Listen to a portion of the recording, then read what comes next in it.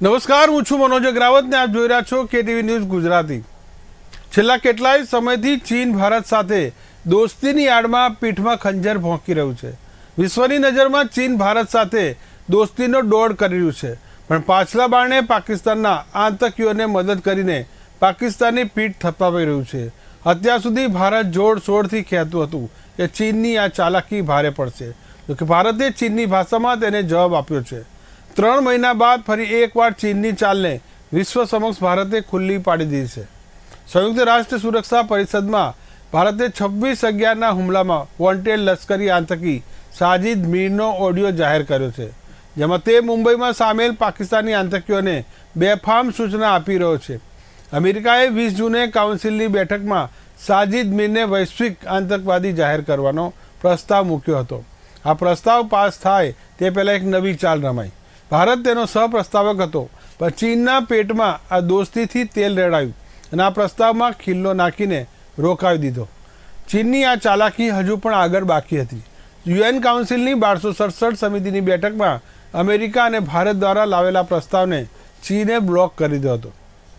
બુધવારે ભારતના વિદેશ મંત્રાલયના સંયુક્ત નિવેદનમાં અને સચિવ પ્રકાશ ગુપ્તાએ અંગે ભારતનો પક્ષ ખુલ્લે આમ રાખ્યો અને સમગ્ર વિશ્વમાં ચીનનો ચહેરો ખુલ્લો પાડ્યો।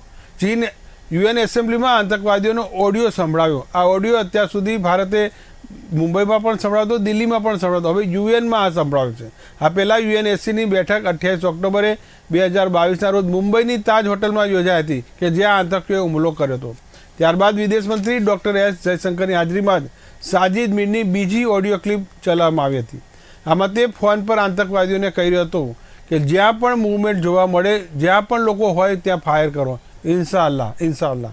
આ સાજિદ મીરનો ઓડિયો ભારતે જે રેકોર્ડિંગ કર્યો હતો તે છે। પાકિસ્તાને દુનિયાની આંખોમાં ધૂળ નાખવા સાજિદ મીરને મૃત પણ જાહેર કર્યો હતો, તેનો DNA ટેસ્ટ પણ કરાયો હતો, પરંતુ બાદમાં જે રીતે આંતરરાષ્ટ્રીય દબાણ જે વધ્યું તેને કારણે જીવિત થયો।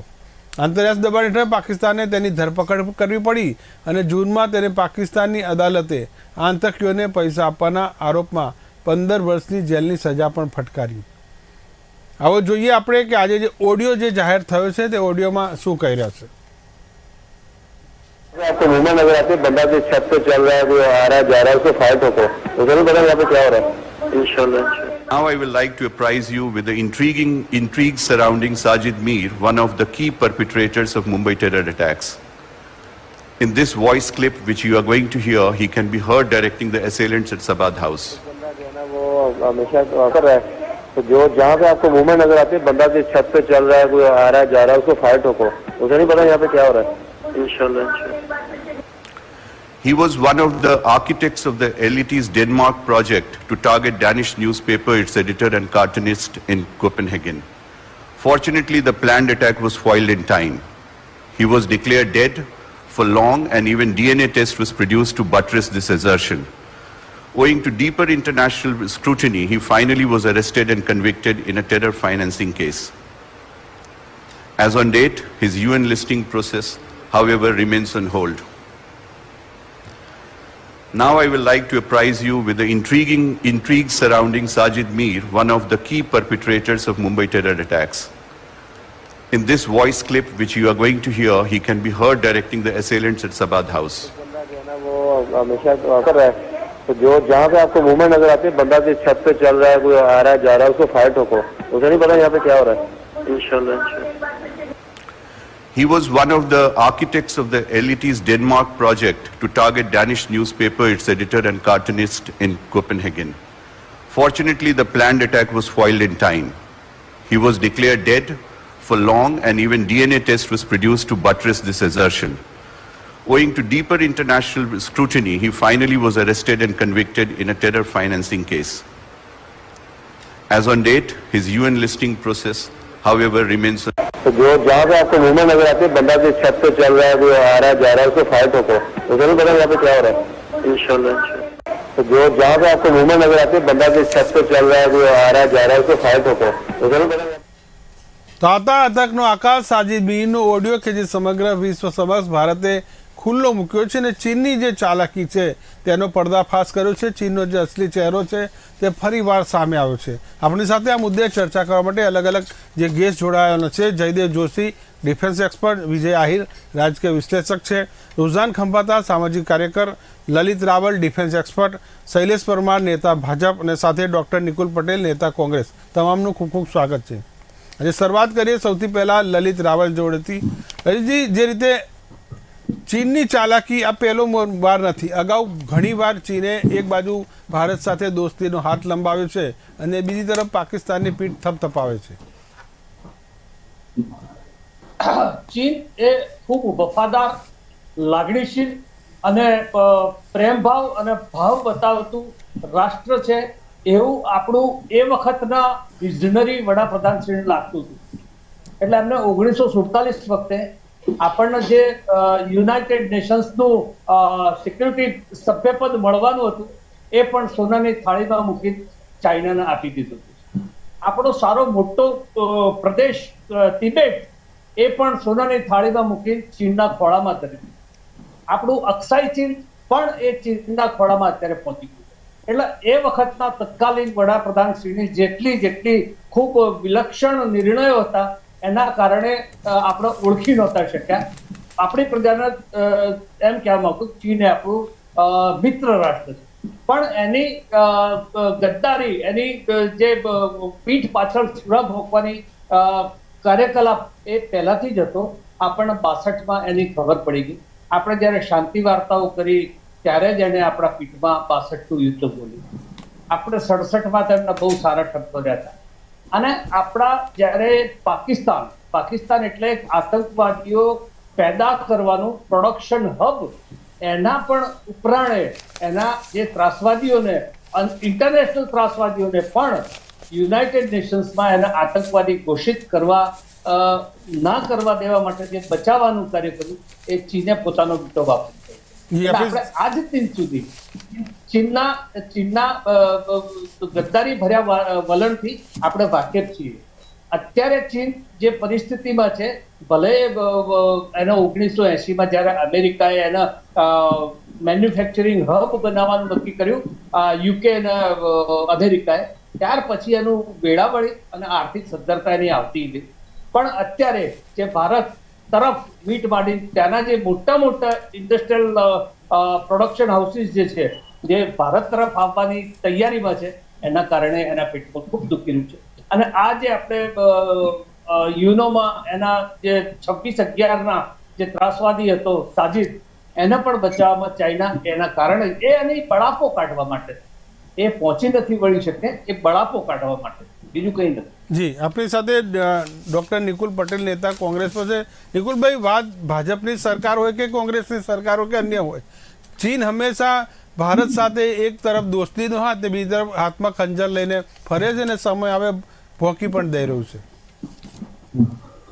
સાચી વાત છે. હવે જે ચીનની જે માનસિકતા છે એ આપણે સૌને છતી થઈ ગઈ છે. હાલના આપણા માન્ય વડાપ્રધાન, આપણે જોયું હતું કે ગુજરાતની અંદર રિવરફ્રન્ટ ઉપર કઈ રીતના લાલ જાજમ પાથરી અને ચીનના જે હતા એમને કેવી રીતના બધું કર્યું હતું. કારણ કે એમને એવું હતું કે ચીન જોડે ઇન્ટરનેશનલ ટ્રીટી કરીને આપણે ઇન્ડિયાની અંદર ઇન્ડસ્ટ્રીયલાઇઝેશનને ગ્રોથ આપીશું. એટલે એવું જરૂર નથી કે કોઈને એના વિશે ખ્યાલ નતો, પણ જ્યારે શરૂઆત હોય તો બધાને એવું લાગે કે આ સારો મિત્ર છે.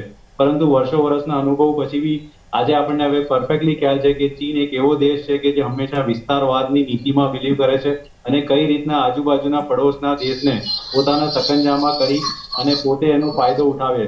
એ જ રીતના પાકિસ્તાન એક એવો દેશ છે આપણી વચ્ચે કે એ હંમેશા એવું નથી ઈચ્છતો કે ભારત આગળ આવે. એટલે હંમેશા પોતાના જે ઇન્ટરનેશનલ જે ટેરરિસ્ટ છે એને પેદા કરી અને આપણા દેશની અંદર મોકલીને આપણા અંદર અશાંતિનો જે માહોલ ઉદ્ભવ કરવાનો જે પ્રયત્ન કરવામાં આવે છે એ આપણે સૌ વાકેફ છે. અને જે રીતના મુંબઈની અંદર આપણે જોયું કે કઈ રીતના ટેરરિસ્ટ લોકો આપણા દેશમાં આવ્યા અને દરિયાઈ માર્ગે પછી જે સમગ્ર ઘટના બની આપણે સૌ એનાથી વિદિત છે. અને કસાબ જેવો જે આતંકી હતો એ પકડાયો પોલીસના પોતાના મહેનતથી અને એની સામે આપણે કેટલા બધાના જીવ ગયા છે. પરંતુ જ્યારે એને બી ફાંસીએ લટકાવવાનો જે નિર્ણય લેવામાં આવ્યો એ સમયે બી ખૂબ સરસ. પરંતુ આ બધાની વચ્ચે એટલું કહીશ કે હાલ પ્રધાનમંત્રીએ જે રીતના યુએન ની અંદર પોતાની પ્રતિક્રિયા આપીને એ લોકોને જે આખું ઇન્ટરનેશનલી એક્સપોઝર આપ્યું એ ખરેખર જરૂરી હતું. અને દરેક લોકોને અત્યારે તો ખબર જ છે, અમેરિકાને પોતાને બી ખબર છે કે ચીન પોતાના વિસ્તારવાદ અને પોતાને વર્લ્ડ ઇકોનોમીની અંદર પોતાનું પ્રભુત્વ જમાવવા માટે કઈ રીતના કાર્યો કરે છે. અને એના ભાગરૂપે જ આપણે જયારે ઇન્ટરનેશનલ ટ્રેડ વોર જોયો હતો તો અમેરિકા અને ચાઇનાની વચ્ચે બી એ જોવામાં આવ્યો હતો.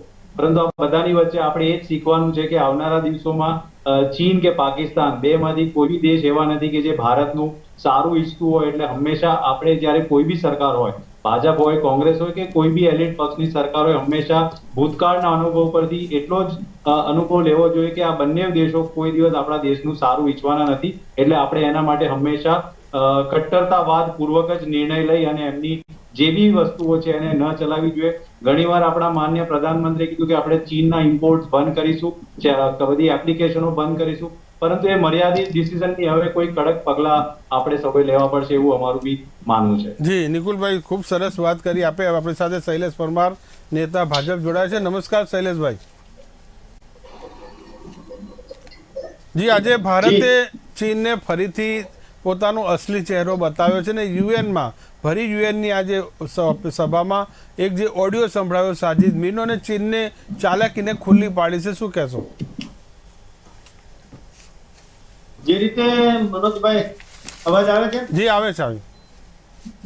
જે રીતે ભારત વિશ્વગુરુ બનવા તરફ જઈ રહ્યું છે, ભારત હવે વિશ્વના દેશો સાથે કદમથી કદમ અને તાલથી તાલ મિલાવતો થયું છે અને ભારત દેશને હમણાં કહ્યું એમ લાલ જાજમ પાથરી અને આવકારવામાં આવે છે. અને જે રીતે ભારત આત્મનિર્ભર બનવા તરફ જઈ રહ્યું છે એ સૌ કોઈ દેશના અને અન્ય દેશના લોકો પણ જોઈ રહ્યા છે કે નરેન્દ્રભાઈ મોદી અમેરિકા હોય, જાપાન હોય, કેનેડા હોય, તમામ દેશમાં એમ લાલ જાજમ પથરાય છે અને આજે બધા દેશની સાથે ચાલી રહ્યા છે. વાત આવી યુએનમાં જે સંયુક્ત રાષ્ટ્ર સુરક્ષા પરિષદની બેઠક હતી, યુએનની જે બેઠકમાં આતંકવાદી જે સંગઠનો છે અને જે લશ્કરે અલ-કાયદા એની બેન મુકાય સાથે સાથે આતંકવાદી છે સાજિદ મીર એનો ઓડિયો જે 24/11 છે એ દેખાડવામાં આવ્યો. પછી મસ્જિદને ખુલ્લું. જી, આપનો ઓડિયો થોડો અટકીને આવે છે શૈલેષભાઈ, તો ફરી આપની પાસે આવીશ. ત્યાં સુધી આપણી સાથે રૂઝાન ખંભાતા સામાજિક કાર્યકર છે. નમસ્કાર રૂઝાનબેન. જી સર. જી, આપણે જ્યારે ચીન અને પાકિસ્તાનની વાત આવે ત્યારે ચીન પાકિસ્તાનનું જે ગઠબંધન છે તે જાણીતું છે. ચીન પાકિસ્તાનને જે સાથ આપી રહ્યો છે એનું સમજો કે આતંકને સાથ આપી રહ્યો છે. આજે જે ભારતનું જે પગલું છે યુએનમાં સાજિદ મીરની જે ઓડિયો ટેપ સંભળાવી, શું કહેશો આ પગલાને લઈને?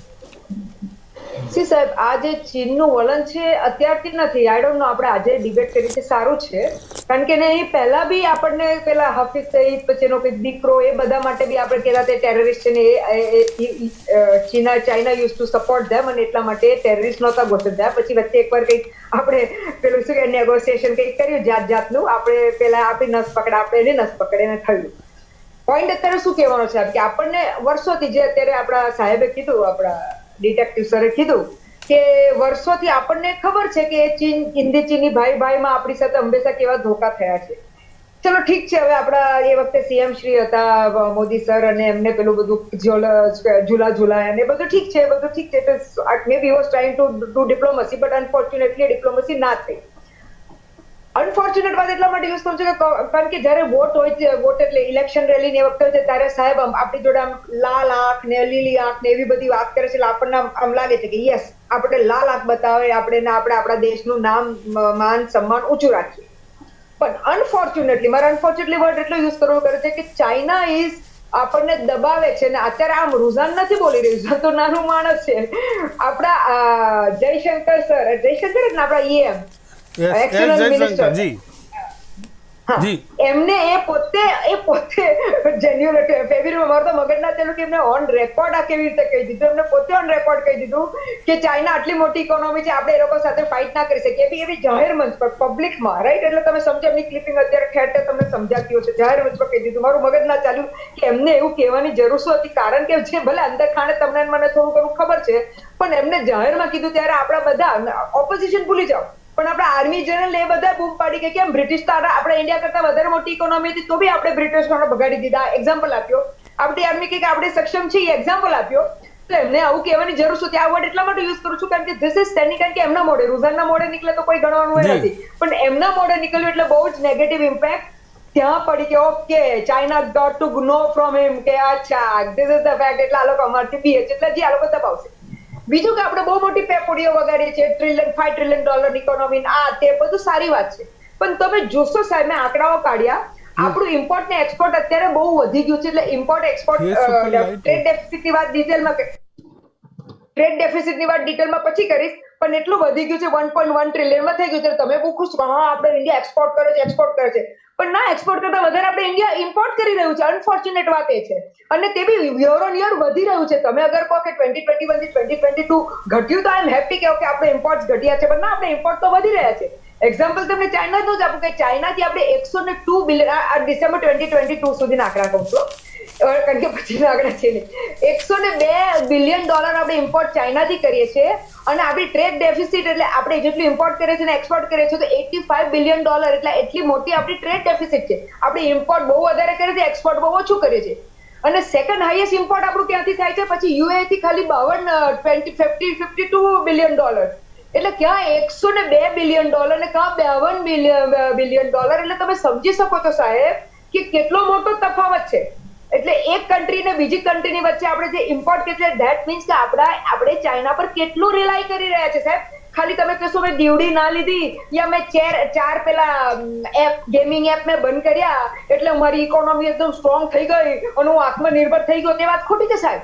અને સૌથી મેક્સિમમ આપણે કારણ કે લાસ્ટ ટાઈમ વાત થઈ હતી, પછી એ વખતે તમે મને બોલવા નહોતી દીધી, ખાલી સેમિકન્ડક્ટર નહીં, આપણે ઢગલા ખાલી ઇલેક્ટ્રોનિક બી નહીં, અત્યારે આપણે મેડિસિન્સના એપીઆઈ એટલે જે ડ્રગ્સ બને ના એપીઆઈ બી આપણે ઢગલા ઇમ્પોર્ટ કરીએ છીએ. કહેવાનો મારી પાસે ડેટા છે બાય ધ વે, એટલે કહેવાનો હેતુ એ છે સાહેબ કે આપણે બી મજબૂર છીએ, એ એમને બી ખબર છે.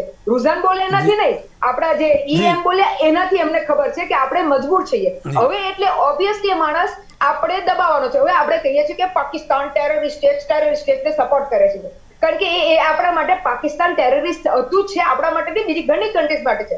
તો સેમ રીતે આજની તારીખમાં યુરોપિયન કન્ટ્રી બૂમ પાડે છે કે ઇન્ડિયા રશિયાને સપોર્ટ કરે છે, જે લોકો યુક્રેન પર વોર કરે છે.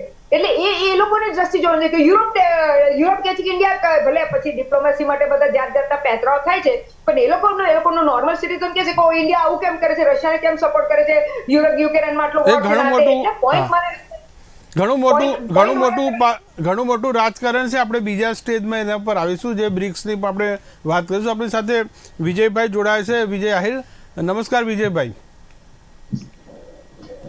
જે રૂઝાનબેને જે ભારત અને ચીનની જે વેપાર નીતિ પર જે ફોકસ કર્યું, પ્રકાશ પાડ્યો કે ચાઇના છે ભારતનું સૌથી લાર્જેસ્ટ બિઝનેસ પાર્ટનર, હવે ધીરે ધીરે અમેરિકા તરફ ભારત ડાયવર્ટ થયું છે. હવે ચાઇનાનો બોયકોટ કરવો ભારતને પોસાય છે કે નહીં? આપનો ઓડિયો મ્યુટ છે જી. જો ચાઇનાનો બોયકોટ કરવો, જો હાલની તારીખમાં જે વિશ્વની મહાસત્તા યુએસને ના પોસાઈ શકતું હોય તો આર્થિક રીતે ઇન્ડિયાને કેવી રીતે પોસાય છે? એટલે તમે જુઓ હાલની તારીખમાં યુએસ નું જે સોવરેન ડેટ છે એ જો કોઈ યુએસ સિવાયની બહારનો કોઈ કન્ટ્રી જો વધારે હોલ્ડ કરતો હોય કે હાઈએસ્ટ સોવરેન ડેટ હોલ્ડર છે ચાઇના છે. એવી જ રીતે બેને હમણાં આંકડા બહુ સારી રીતે મૂક્યા. ઇન્ડિયાનો લાર્જેસ્ટ જે કહેવાય ને trade partner, one of the largest trade partner China છે. અને આજે આપણે જે વૈશ્વિક ગ્લોબલાઇઝેશનના યુગમાં કામ કરી રહ્યા છીએ, જ્યારે સપ્લાય ચેન મેન્યુફેક્ચરિંગની હોય કે સર્વિસ ઇન્ડસ્ટ્રી હોય, એ એકબીજા ઉપર એટલી બધી ડિપેન્ડન્ટ છે કે કોઈ પણ નેશનને તમારે જો ગ્લોબલ ઇકોનોમીમાંથી કટ ઓફ કરવો હોય તેના લાર્જર રિપર્કેશન કેટલા હોય. હું તમને ખાલી એક દાખલો આપું. રશિયા યુક્રેનનું યુદ્ધ થયું ત્યારે બહુ બધા નેશન્સે કીધું કે ભાઈ આપણે રશિયાને બોયકોટ કરીએ, આર્થિક રીતે એને આપણે ગ્રે લિસ્ટમાં મૂકીએ, એનો ધંધા રોજગાર ના કરીએ. અને એના પછી તમે જુઓ ક્રૂડના ભાવ ક્યાં પહોંચી ગયા. જે ખાદ્ય સામગ્રી, ઘઉંના ભાવ, એના ઘઉંના ભાવ ક્યાં પહોંચ્યા, અને એના લીધે કેટલા ઇન્ફ્લેશન ઉપર કેટલા બધા રિપર્કેશન આવ્યા. એટલે ખાલી એમ કહી દેવું કે કાલથી આપણે ચલો ત્યાંથી કોઈ એપીઆઈ નથી મંગાવવા કે ત્યાંથી કોઈ આપણે શું કહેવાય સેમિકન્ડક્ટર્સ નથી મંગાવવા, એ સોલ્યુશન લોંગ ટર્મ નથી. અનલેસ એન્ડ અન્ટિલ તમે ત્યાંથી જે પણ કોઈ ઇમ્પોર્ટ કરો છો એની તમે કોઈ ઓલ્ટરનેટ સિસ્ટમ ડેવલપ ના કરો ત્યાં સુધી તમારે કોઈ પણ નેશનને ઇકોનોમિકલી એક્સક્લુડ કરી દેવું એ એક પ્રીપોસ્ટરસ આઈડિયા કહેવાય ઇકોનોમીની દ્રષ્ટિએ.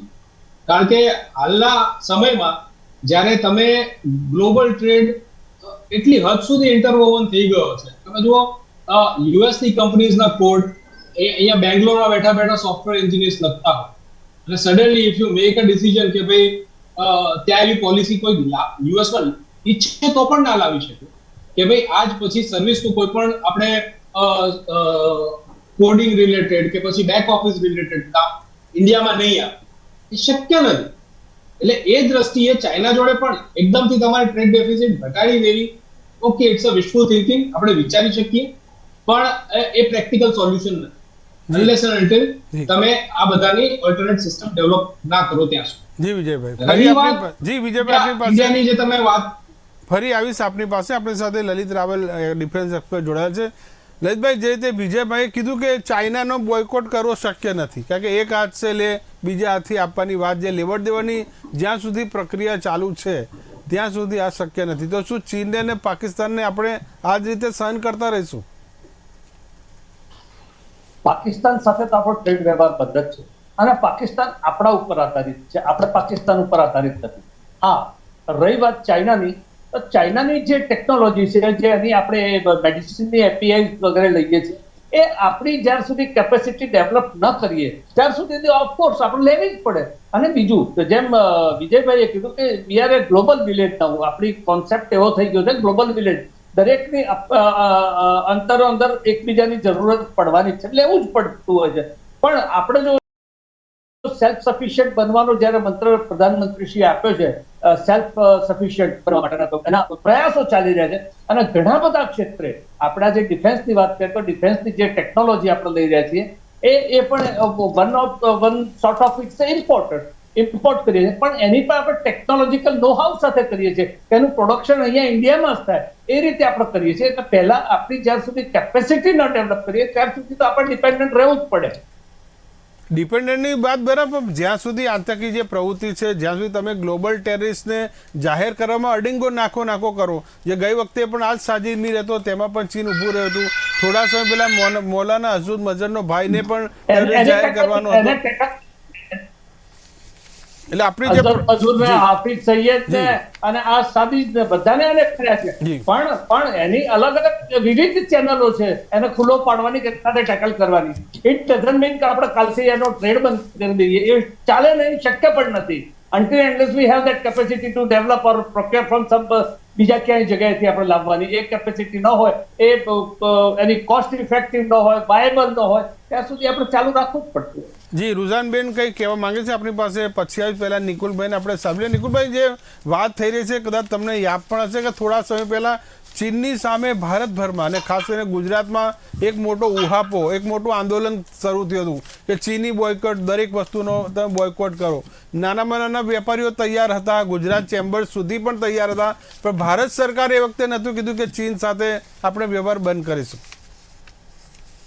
ના, ડેફિનેટલી આપણે જ્યારે ડોકલામની ઘટના બની કે આસામની અંદર કે જે ઘટનાઓ ઘટી રહી છે, આપણા સૈનિકોને જ્યારે આપણે જોયું કે એક મારામારીનો વિડીયો બહાર આવ્યો, તો એક ડેફિનેટલી એક દેશ ભાવના લોકોની અંદર જાગૃત થઈ હતી ને લોકો સ્વયંભૂ એવું ઈચ્છતા હતા કે આપણે ચાઇનાના પ્રોડક્ટ્સ વાપરવાનું બંધ કરીએ.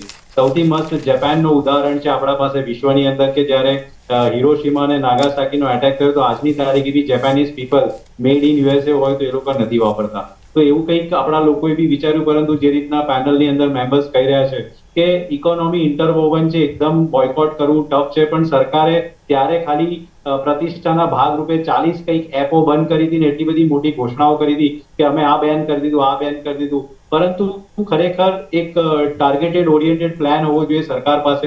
અને ધીમે ધીમે આપણી જે એની ડિપેન્ડન્સી છે શું કહેવાય કે ચાઇના ઉપર, બેઝિકલી હું જ્યાં સુધી સમજુ છું ત્યાં સુધી ડિફેન્સ સેક્ટરમાં આપણે રશિયા, જર્મની, ફ્રાન્સ અને યુએસ પર ડિપેન્ડ છે. ચાઇના પર આપણે જે ડિપેન્ડ છે બેઝિકલી કેમિકલ છે, ડ્રગ્સ છે, મેન્યુફેક્ચરિંગ છે, એના ઇલેક્ટ્રોનિક્સ છે, એના પર વધારે ડિપેન્ડ છે. તો એ જે ઇન્ટરડિપેન્ડન્સી છે જ્યાં સુધી નહીં ઘટે ત્યાં સુધી આપણે એને ઇમિડિયેટલી કર્ટેલ નહીં કરી શકીએ. પરંતુ ચાઇના એક એવી કન્ટ્રી છે કે જેને મેન્યુફેક્ચરિંગ સેક્ટર પર કોમ્પિટિશન આપવું વર્લ્ડમાં કોઈ બી કન્ટ્રી માટે ટફ છે. કારણ કે જે રીતના ઇન્ફ્રાસ્ટ્રક્ચર એ લોકોએ બિલ્ડ કર્યું છે, જે રીતના મોનોપોલી એ લોકોની છે, તમે અહીંયા લોકલ મેન્યુફેક્ચરરને ફેસિલિટી આપશો તેમ છતાં બી એ લોકો અહીંયા આવીને ઓછા ભાવમાં કોમ્પિટિશન આપી રહ્યા છે. તો આ બધી વસ્તુ બહુ લાર્જ સ્કેલ ઉપર એમાં ઇકોનોમિસ્ટ ઇન્વોલ્વ છે, એમાં ઇન્ડસ્ટ્રી એક્સપર્ટ ઇન્વોલ્વ છે. તો આ બધું પ્લાનિંગ કરવું પડશે અને લોંગ ટર્મ સ્ટ્રેટેજી સાથે જો કામ કરીશું તો કદાચ આપણે એના પર ડિપેન્ડન્સી નહીં રહે. પરંતુ ખાલી આપણા દેશના લોકો જો એકવાર પાછું વિચારે ને આપણે જો ચાઇનાની પ્રોડક્ટ્સ વાપરવાનું બંધ કરીએ તો ડેફિનેટલી એને અસર પડશે. પરંતુ આ બધી એક વાતો છે એને એકચ્યુઅલ ફિઝિકલ પ્રેક્ટિસમાં કરવું બહુ ટફ છે. સરકારને એટલું જ કહેવાનું કે આપણે એક સ્ટ્રેટેજી પૂર્વક આ દેશની જોડે કાઉન્ટર કરવું પડશે. નહીતર આ રીતના આપણે વાતો કરતા રહીશું અને એ પોતાના આપણા જ પૈસા લઈ જઈને આપણી સામે વાપરશે. અને આપણે જોયું છે કે કઈ રીતના પાકિસ્તાનમાંથી એક રોડ એ લોકોએ બિલ્ડ કર્યો છે અને રોડનો ભવિષ્યમાં ઉપયોગ ગદાર પોર્ટ સુધી લઈ જવા માટે કરવાના છે. તો એ બધી બાજુથી આપણને ઘેરી રહ્યું છે. જો આપણે કંઈક વિચારીશું તો જ આવનારા દિવસોમાં એનો આપણને ફાયદો થશે. Otherwise it will be very tough situation. જો આપણને ચારે બાજુથી ઘેરી લેશે તો ગમે ત્યારે અટેક બી કરી શકે. જી, આપણે શૈલેષભાઈ સાથે જોડે. શૈલેષભાઈ, જે રીતે આપણે બાયપાસ સીધું આપણે ચીનને ઓવરટેક કરીને જે અમેરિકા બાજુ આપણે બાયપાસ જે રસ્તો કર્યો છે, આ શું ભારતને ફાયદો કરાવશે કે મુસીબતમાં મૂકશે આવનારા સમયમાં? બીજી વાત એ છે કે જે નિકુલભાઈ કીધું કે નાનામાં નાની ચાઇનાની પ્રોડક્ટ પણ આપણી ગલીઓમાં વેચાય છે. ચાહે અમદાવાદની રતનપુર હોય, ગાંધી રોડ હોય કે પછી અમરેલીની કોઈ બજાર હોય, મોરબીની ટાઇલ્સ હોય, તમામમાં ચાઇના એટલે સુધી ઘૂસી ગયું છે. તો શું આપણું જે વેપાર ઇન્ડસ્ટ્રી ઘર આંગણાની એટલી બધી નબળી છે કે ચાઇનાને વેપાર જે માલ છે આપણે ખરીદવો પડે? પ્રથમ તો જ્યારે મનોજભાઈ વિદેશની વાત આવતી હોય ત્યારે મને એવું લાગે છે કે તમામ જે આપણા ડિબેટમાં જોડાયેલા જે છે એ પાર્ટી અને બધું એક બાજુ મૂકી અને માત્ર ને માત્ર રાજનીતિ પર રહી અને દેશ માટે શું કરવું જોઈએ એ વિચાર કોણે શું કર્યું શું નહીં. નિકુલભાઈ તો હમણાં એવી વાત કરતા હતા કે આ ચાઇનાને આમંત્રણ નરેન્દ્રભાઈ મોદી આવ્યા પછી આપ્યું હોય એમ. એવું નથી ભાઈ. ચાઇના વેપારી દેશ છે અને વેપારી દેશ હોવાના કારણે એ તમામ દેશોમાં વેપાર કરે છે. એની વેપારની જે પદ્ધતિ છે એ સારી છે, સ્વીકારવી પડે. પરંતુ એની સામે ઝઝુમવા માટે જે કેન્દ્રની મોદી સરકાર છે એમણે કેટલાય પ્રકારના બાન લગાવી દીધા છે. અને વાત કરીએ, માનો કે ભારતનો ડિફેન્સની જે એક્સપોર્ટ હતા એમાં 8 ગણો વધારો કર્યો છે આપણે ડિફેન્સ એક્સપોર્ટ કરવામાં. આપણે માનો કે રેલવે છે તો રેલવે બીજા ઉપર આધારિત હતા, અત્યારે આત્મનિર્ભર થઈ ગયા. વંદે ભારત છે એ નિકુલભાઈને ન ખબર હોય તો એ કહું કે સંપૂર્ણપણે આત્મનિર્ભર છે. એટલે કહેવાનો મતલબ મારો એટલો જ છે કે માત્ર ને માત્ર $127 બિલિયન ખાલી ગુજરાતમાંથી એક્સપોર્ટ થાય છે. ઇમ્પોર્ટ એક્સપોર્ટ કેટલું થાય છે એના આંકડા હું તમને આપી રહ્યો છું કે ગુજરાતમાંથી જેટલું એક્સપોર્ટ થાય છે. મને કે ગુજરાતની વસ્તુ એક્સપોર્ટ થવી એ પણ આત્મનિર્ભરતાની નિશાની છે. આપણે જેમ બને એમ ઇમ્પોર્ટ ઘટાડ્યું છે. હું એમ નથી કહેતો કે ઇમ્પોર્ટ સાવ થતું જ નથી, પણ ઇમ્પોર્ટમાં ઘટાડો કરવાનું કામ કોઈએ કર્યું હોય તો 2014 પછી નરેન્દ્રભાઈ મોદીએ કર્યું છે. એટલે ખાતર જે છે તો ખાતરની ઘટ પડવી ન જોઈએ. ખાતર એક્સપોર્ટ કરવામાં આપણે નેનો યુરિયા પણ આપણા વિદેશમાં જઈલું છે. વેક્સિન છે તો 140 દેશોને આપણે એક્સપોર્ટ કરી છે. એ આપણે સ્વીકારવું પડે. કોઈ નરેન્દ્રભાઈ મોદીને કોઈ કહે છે કે એ મારા બોસ છે, કોઈ કહે છે હું નરેન્દ્રભાઈ મોદીનો ફેન છે. આ કેવા વાળા કોઈ રાજ્યના કે કોઈ સ્ટેટના નથી. એક સવાલ કરું કે આપણા લોકલ માર્કેટમાં હાલ પણ ચાઇનાની વસ્તુ વેચાઈ રહી છે કે નથી વેચાઈ રહી? નાનામાં નાની ચાઇના માર્કેટ. અરે હું ત્યાં સુધી મનોજભાઈ કહું છું કે રમકડા ઉદ્યોગ છે એ ચાઇનાનો જ હતો અને એમાં પણ ભારત આત્મનિર્ભર થઈ રહ્યું છે. ભારતને આત્મનિર્ભર બનાવવા માટે ભારતની મોદી સરકાર મહેનત કરી રહી છે. ભારતના લોકોમાં જે સક્ષમતા છે એ બહાર લાવી રહ્યા છે. અને અત્યારે બધાને ખબર છે કે ભારત વિશ્વગુરુ બનવા તરફ જઈ રહ્યો છે. તો આ બીજા લોકોના પેટમાં તેલ કેમ રેડાય છે કે આને આમંત્રણ આપ્યું, આને આમંત્રણ આપ્યું? અરે આપણે તો વસુદેવમ કુટુંબકમમાં માનીએ છીએ. આપણે તો વિશ્વ વસુદેવમ કુટુંબકમ છે એ દિશામાં માનીએ છીએ. જો આપણે તમામને આવકારીએ છીએ, પણ આપણી સામે લાલ આંખો કરશે તો એની આંખ ફોડી દેવામાં પણ આપણે પાછા નથી પડતા. એ સર્જિકલ સ્ટ્રાઇક થી પણ ખબર પડી ગયું છે, એ એર સ્ટ્રાઇક થી પણ ખબર પડી ગયું છે, એ આપણા અભિમન્યુને પાછા લાવ્યા એના ઉપરથી પણ ખબર પડી ગયું છે. પણ મને એવું લાગે છે કે દેશમાં તો ગદ્દારો છે, પણ હું કોઈ ડિબેટમાં પણ ભારતનો કોઈ વિરોધ કરતો હોય તો હું એને પણ દેશના ગદ્દાર જ માનું છું. જી રુઝાનબેન કંઈ કહેવા માંગે? રુઝાનબેન, જે તે શૈલેષભાઈ ભારતની જે તાકાત બતાવી વિશ્વ સ્તરે શું છે? આપનો ઓડિયો મ્યુટ છે, અનમ્યુટ કરો. એમના બોલવા એમની સર્ટિફિકેટ કોઈ ગદ્દાર બનતું નથી. કામ કરવાથી ગદ્દાર બનાય છે અને કામ કરવાથી ઈમાનદાર બનાય છે. સાહેબે સાંભળવાનું ભૂલી ગયા છે. રૂઝાન ખંભાળાએ નથી કીધું.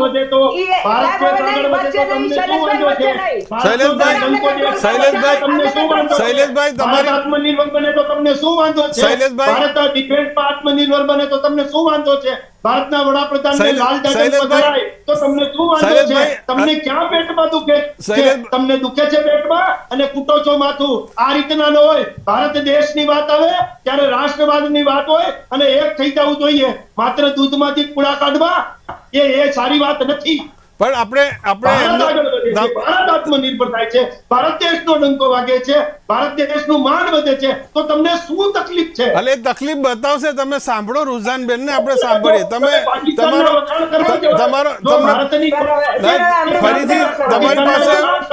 ફરી તમારી પાસે આવી. શૈલેષભાઈ, આપણે રૂઝાનબેન પણ આપણે જી બોલો. રૂઝાનબેન સર, સૌથી પહેલા રૂઝાનના પેટમાં તો કશું જ દુખતું નથી. ઈએમ ના પેટમાં દુખ્યું, એમને પ્રોબ્લેમ થયો ને એમને ઓન રેકોર્ડ, એટલે એ મારા કરતા મોટા ગદ્દાર. અગર એમને ઓન રેકોર્ડ કહી દીધું કે they were bigger economy, we can't fight with them. કદાચ શૈલેષભાઈ નહોતા નહીં વચ્ચે કોઈનું ગદ્દાર તરીકે નામ ન લો. તમે ટોપી પહેરી ના લ્યો. તમે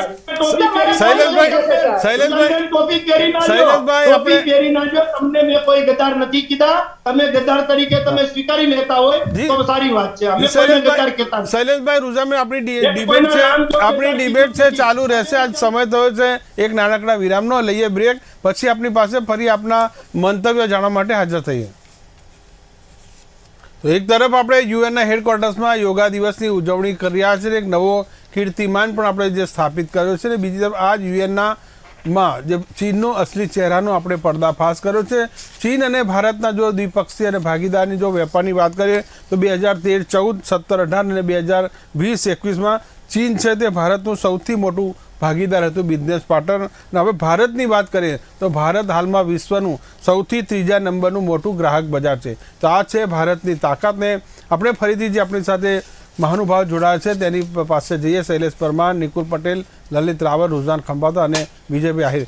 જે વાત કરીએ આપણે રૂઝાનબેન પાસે. રૂઝાનબેન, કોઈ પણ આપણે ડિબેટમાં તમામ આપણે મુક્ત મણે જે આપણે મંતવ્યો રજૂ કર્યા છે, વ્યક્તિગત ઉપર આપણે ના જઈએ અને જે પણ ઓફિસર હોય તેના પર આપણે વાત કરીએ. જી રૂઝાનબેન. હવે સર હું એમ કહેવા માંગતી હતી સર કે અગર આપણે ઇન્ડિયા આટલી મહેનત કરે છે કે આપણે ચીન પરથી ડિપેન્ડન્સી ઓછી કરીએ, તો તમને એક્ઝામ્પલ આપું છું, કારણ કે આ હું નહીં, આંકડા બોલે છે. અને જયારે આપણે દેશ ચલાવતા હોય ત્યારે આંકડા કામ લાગે. તમે ને મેં એમ કર્યું તેમ કર્યું, કશું જ કામ ના લાગે. આપણને ચલો ને 2014 યા 15 યા 16 થી ખબર છે કે ભાઈ ચાઇના આપણું ખરાબ રીતે આપણી જોડે ઊભું નથી રહેતું, આપણે એ ટેરરિસ્ટ નેશનોને સપોર્ટ કરે છે, આપણને બધું જ ખબર છે. પણ 2014 થી અગર 2022 સુધીની વાત કરીએ તો ફાઇનલી 2021 ની જ એક્ઝામ્પલ આપું છું કે આપણે જે 2021માં જેટલું ચાઇનાથી ઇમ્પોર્ટ કરતા હતા ને એના કરતા 21 ગણું ઇમ્પોર્ટ 2022માં વધારી દીધું. એટલે માની લો $100 બિલિયન કરતા હતા તો $120 બિલિયન આવી ગયા. 20 ગણા આપણે ઇમ્પોર્ટ વધારી દીધું.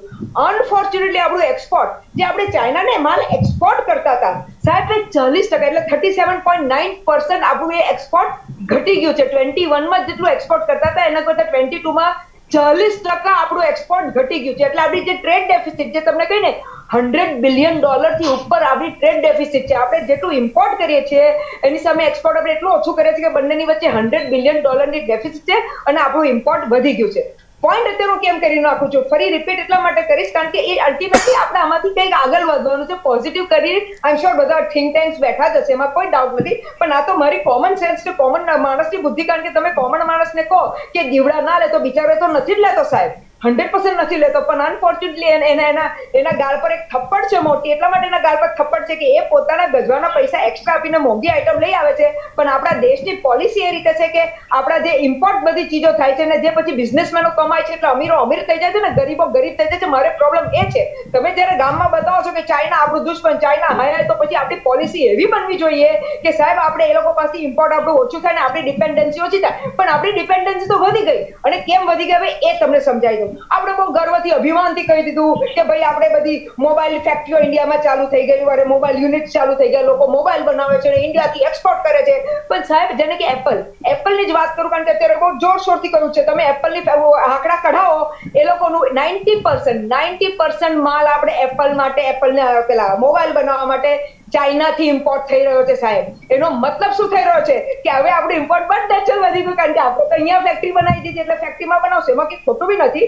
હવે તમે જ્યારે આત્મનિર્ભર થવાની વાત કરો છો તો આપણી જે મેન્યુફેક્ચરિંગ કેપેસિટી, કારણ કે જે મોબાઈલમાં જે આઈટમો જોઈએ, તમને હજી તો સાહેબ મને શરમ આવે છે કે કેમેરા બનાવવાની બી આઈટમો આપણે ઇમ્પોર્ટ કરવી પડે છે. મને એ બી શરમ આવે છે કે ઇન્ડિયા એક જમાનામાં, મને એવું યાદ છે કે ઇન્ડિયાથી ફાર્માસ્યુટિકલની જે એપીઆઈ કહેવાય બહુ વધારે એક્સપોર્ટ થતી હતી. મને ખબર નથી કેમ ઓછી થઈ ગઈ છે ને આપણે ઇમ્પોર્ટન્ટ એપીઆઈ તો ચાઇનાથી ઇમ્પોર્ટ કરીએ છીએ. મને કહેવાની શરમ આવે છે સાહેબ કે જ્યારે કોવિડ થયું 2020માં તો ઓક્સિજન કોન્સન્ટ્રેટર જે હોય ને સાહેબ 25 ને 30,000 રૂપિયાના, એ અમારે, કારણ કે અમે પોતે ઇમ્પોર્ટ કર્યા છે, હાથ જોડીને નાક કાપીને ચાઇનાના પગ પડીને કે ભાઈ ઓક્સિજન કોન્સન્ટ્રેટર આપો, અમારે અહીંયા લોકો મરી રહ્યા છે. અને એ વખતે ગવર્મેન્ટ એની ઉપર ડ્યુટી બી ખાધી હતી. પછી અમે બૂમ કરી, અમે એટલી ઇન્ડસ્ટ્રી બૂમ કરી અને પછી એ ડ્યુટીઓ ઓછી થઈ. એટલે કહેવાનો હેતુ એ છે સાહેબ કે કોન્સન્ટ્રેટર જેવી ચીજ બી આપણે, મારી પાસે બિલ છે એટલે ચિંતા ના કરતા, એને ઇમ્પોર્ટ ડ્યુટીઓ ખોટું શૈલેષભાઈ, હા શૈલેષભાઈ, આપણી પાસે આવી શૈલેષભાઈ, રૂઝાનબેનના સવાલના જવાબ તમારી પાસેથી જ લઈશ. શાંતિ રાખો, આપણે રૂઝાનબેનને સાંભળી લઈએ એમનો. એટલે સર મારે એટલે ઓક્સિજન કોન્સન્ટ્રેટર કે બહુ મોટી ટેકનોલોજી હતી, હવામાંથી કમ્પ્રેશન કરીને ઓક્સિજન નાખતા હતા, એવી ટેકનોલોજી હતી જે પછીથી આપણે બનાવવા લાગ્યા. હું ના નથી પાડતી, આપણે પછી બનાવ્યું, કારણ કે પેલું શું કહેવાય થપ્પડમાં એને ગાલ લાલ રાખ્યા ઇનિશિયલી. કહેવાનો હેતુ એ છે સાહેબ, હેતુ એટલા માટે છે કે અનફોર્ચ્યુનેટલી આપણી જે બી પોલિસી છે સારું છે, આપણે ગર્વ છે આત્મનિર્ભર, મેક ઇન ઇન્ડિયા, મને બી ગર્વ છે, હું ના નહીં પાડું સાહેબ, પણ આપણે એના પર બહુ વધારે ફોકસ કામ કરવું પડશે.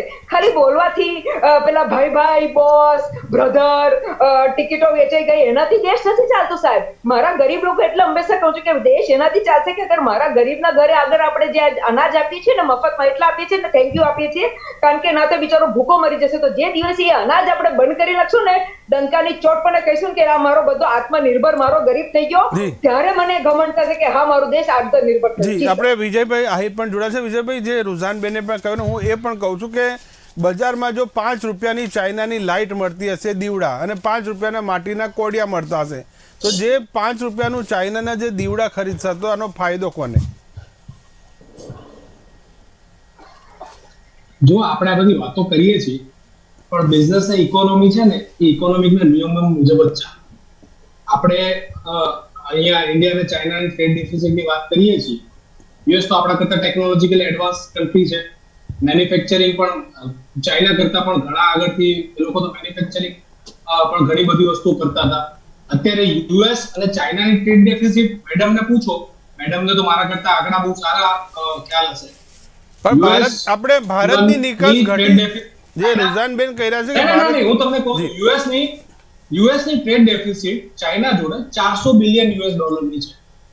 એટલે કોઈ પણ બિઝનેસમેન જ્યારે કોઈ પણ ઇન્ગ્રેડિયન્ટ બનાવે, કોઈ પણ પ્રોડક્ટ બનાવતો હોય, એની અંદર જે ઇનપુટ કોસ્ટના જે પણ ઇન્ગ્રેડિયન્ટ જતા હોય એ ચીપેસ્ટ જ્યાંથી પણ મળે. અને આજે જ્યારે આપણે એવું વિચારીએ છીએ કે ભાઈ આપણે આપણું કન્ટ્રી કોઈ પણ વસ્તુની નિકાસમાં આગળ વધે, તો ઓબ્વિયસલી દરેક કન્ટ્રી એવી રીતે વિચારવાનું છે એના માટે.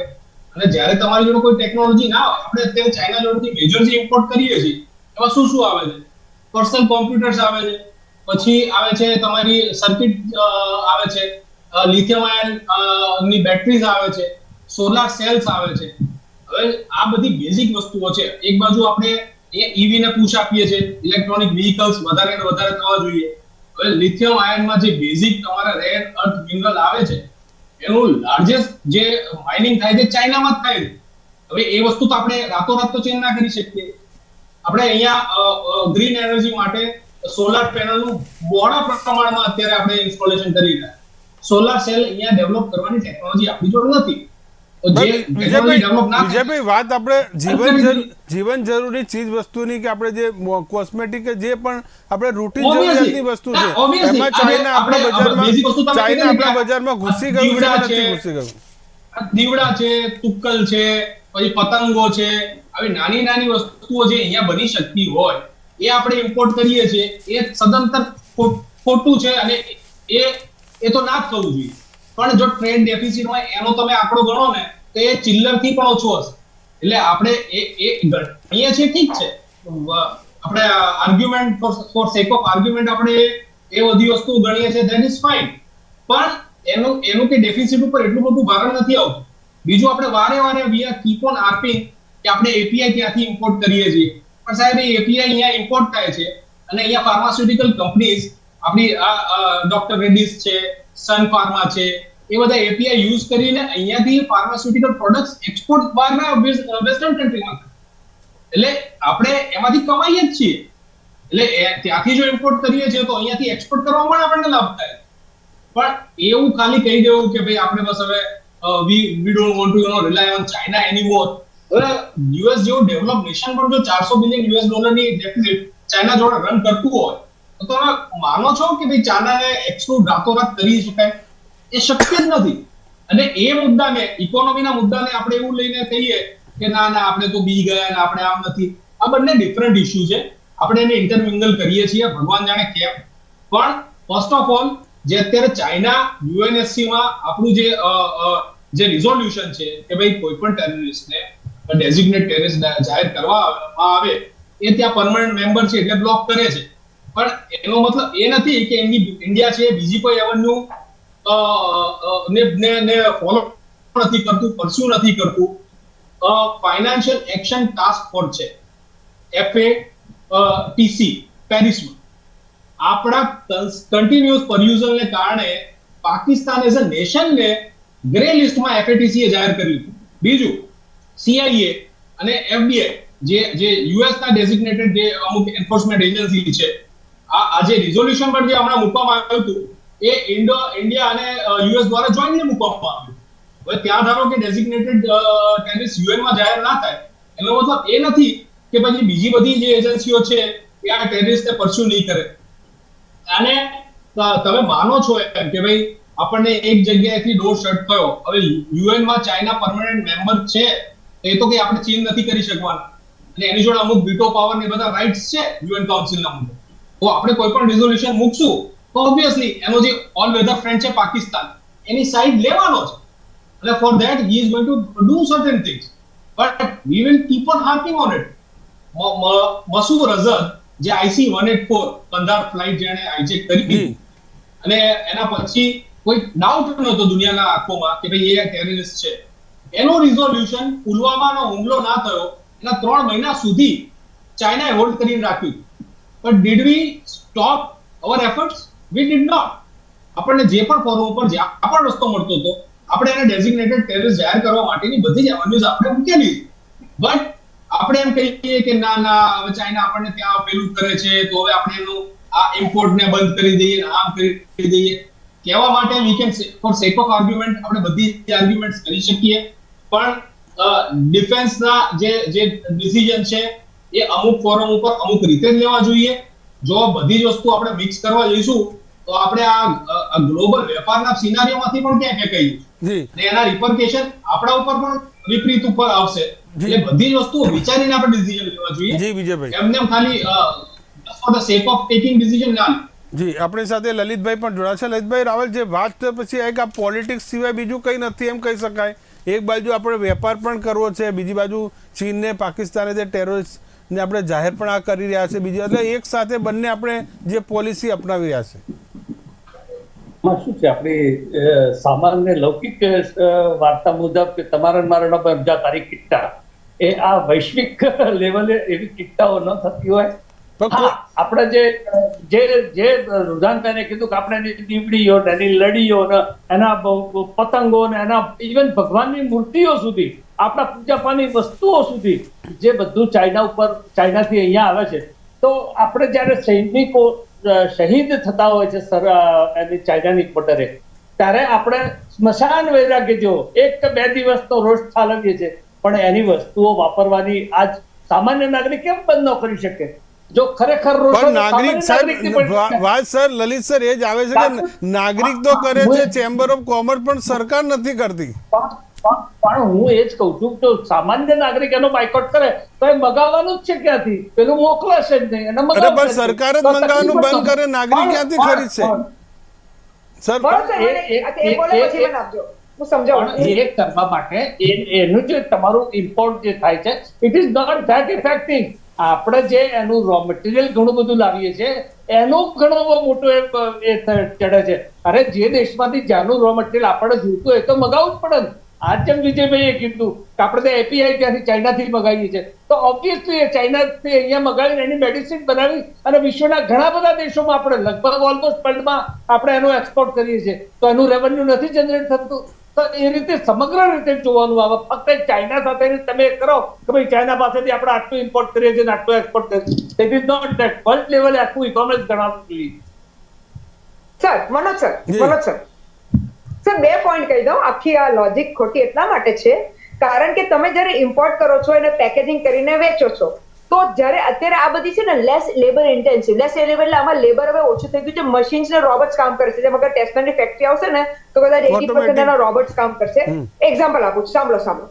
એટલે આજે કહે છે ને કે આપણને ફાયદો થશે. હા, અમીરો અમીર થાય છે, ગરીબો ગરીબ થાય છે. મને પ્રોબ્લેમ ત્યાં છે સાહેબ, મારો ઝઘડો અત્યારે એ પોઈન્ટનો છે કે અમીરો અમીર થાય છે. સાચી વાત છે, આપણે ઇમ્પોર્ટ કરીએ છીએ ને પછી એક્સપોર્ટ કરીએ છીએ, જો પણ જે બી માર્જિન હોય અત્યારે એમાં નથી પડવું મારે, પણ જે બી છે આપણે કરીએ છીએ. એટલે એક પોઈન્ટ મારે એ મેક મૂકવો હતો કે અલ્ટિમેટલી તો we are still dependent on ધેમ. એક પોઈન્ટ. બીજો ઇમ્પોર્ટન્ટ પોઈન્ટ કે સાહેબ તમે કહો છો ને કે બે બીજા પોઈન્ટ. એક પોઈન્ટ અમેરિકાનો કહ્યું તો અમેરિકાનું $564 બિલિયન નો ઇમ્પોર્ટ છે ચાઇનાથી, જ્યારે ઇન્ડિયાનો $102 બિલિયન નો છે. એટલે અમેરિકા 5 ટાઈમ વધારે ઇમ્પોર્ટ કરે છે. એટલે ઓબ્વિયસલી ટ્રેડ ડેફિસિટ ઇન્ડિયા કરતા વધારે, એમાં કોઈ ડાઉટ નથી. તો એને કમ્પેરિઝનમાં એની ઇન્ડિયા કરતા પર્સન્ટેજમાં ટ્રેડ ડેફિસિટ ઓછી છે, એ મારે કેવું છે ખાસ. અને બીજી વાત કે આપણે તો 2021 થી 2022માં 20% વધારે ઇમ્પોર્ટ કરીએ છીએ, ત્યારે આને તો ખાલી 2018 માં $558 બિલિયન કરતો તો અત્યારે $564 બિલિયન કરે છે. એટલે એનો ઇમ્પોર્ટ વધ્યો નથી જેમ ઇન્ડિયાનો ઇમ્પોર્ટ વધ્યો છે. મારો પ્રોબ્લેમ ક્યાં છે કે આપણે બોલીએ છીએ આપણા હાથીના દાંત બતાવવાના અલગ છે, ખાવાના અલગ છે. બીજી વાત કે સાહેબ 100% આપણે તમને ને મને સપનું નહોતું આવ્યું કે મારે દીવડા બોયકોટ કરવાના છે. આ તો ઇન્ડસ્ટ્રી જાગી કે ભાઈ હવે આપણે દીવડા બોયકોટ કરીએ, પણ આ સેમ ઇન્ડસ્ટ્રીને કહો કે ભાઈ તમે તમારા હાથડીઓ બંધ કરવા, હાથડીઓ ચલાવવા માટે તમે પોતે કેટલા ચાઇનાના આટા ફેરા આશીર્વાદ કરો છો ને કેટલી ત્યાં પોતાની ઓફિસીસ ખોલી છે ને કેટલું અહીંયા ઇમ્પોર્ટ થાય છે. એટલે સાહેબ ચાઇના નહીં, હવે તો હોંગકોંગ અને હવે તો દુબઈ. હવે બિઝનેસની વાત કરું તો સમજાઈ દઉં કે અડધો માલ આ તો ભલે દુબઈનું આપણે યુએઈ નું ઇમ્પોર્ટ જોયું $51 બિલિયન, એમાં અડધો માલ એ બી ફરીને સાહેબ ચાઇના નો જ આવી રહ્યો છે. કારણ કે અમારા તો ઘણા મિત્રો યુએઈ માં હવે ઓફિસો ખોલી રહ્યા છે, કારણ કે ચાઇના થી તે લોકો યુએઈ લેશે ને યુએઈ થી ઇન્ડિયા કરશે, કારણ કે ખબર છે કે ચાઇના થી આપણને પ્રોબ્લેમ છે એટલે દેખાડવા માટે. એટલે આપણું યુએઈ નો ઇમ્પોર્ટ સાહેબ વધી ગયો છે. Second highest import is from UAE. Check કરાવશો તો ખબર પડશે ચાઇનાનો માલ કેટલો અંદર આવી રહ્યો છે. જી રુદ્રમબેન, તમારા પ્રોબ્લેમનો જવાબ આપણે શૈલેષભાઈ પાસેથી લઈ લઈએ. બોલો શૈલેષભાઈ. 100% એમની પાસે જવાબ હતો તો આપણે સાહેબ એમને વેટ કરાવ એમને બોલવા 9-15 આ ડિબેટ મૂળ શરૂઆત મનોજભાઈ ક્યાંથી થઈ હતી? પણ મૂળ ચીનની જ અસરની આપણે ચીનની અસર સાઇડ ઇફેક્ટની વાત કરીએ છીએ આપણે. હા હું મનોજભાઈ પછી રુજાનભાઈ છે એની વાત સાથે આવવાનું છું કે મૂળ શરૂઆત આ ડિબેટની ક્યાંથી થઈ હતી કે સમીર મીર જે છે એનો જે ઓડિયો આપણે સંયુક્ત રાષ્ટ્રમાં રજૂ કર્યો અને ચાઇનાને ખુલ્લું પાડ્યું. ચાઇના આપણાથી, એ તો રુજાનબેને પણ કહ્યું 2016 થી તો આપણે એની પર ઘણી તકલીફો કરી છે, પરંતુ રુજાનબેન હમણાં એમ કહેતા હતા કે મને શરમ આવે છે આ દેશમાં રહેતા. જો તમને શરમ આવતી હોય તો તમારે ચાઇના જતું રહેવાય, જો તમને શરમ આવતી હોય તો દેશ છોડીને તમારે પાકિસ્તાન જતું રહેવાય. એક વાત. બીજી વાત, અમને શરમ નથી આવતી, અમને દેશ ઉપર ગૌરવ છે. બીજી વાત, એમણે કીધું કે પ્રોબ્લેમ થાય છે શૈલેષભાઈ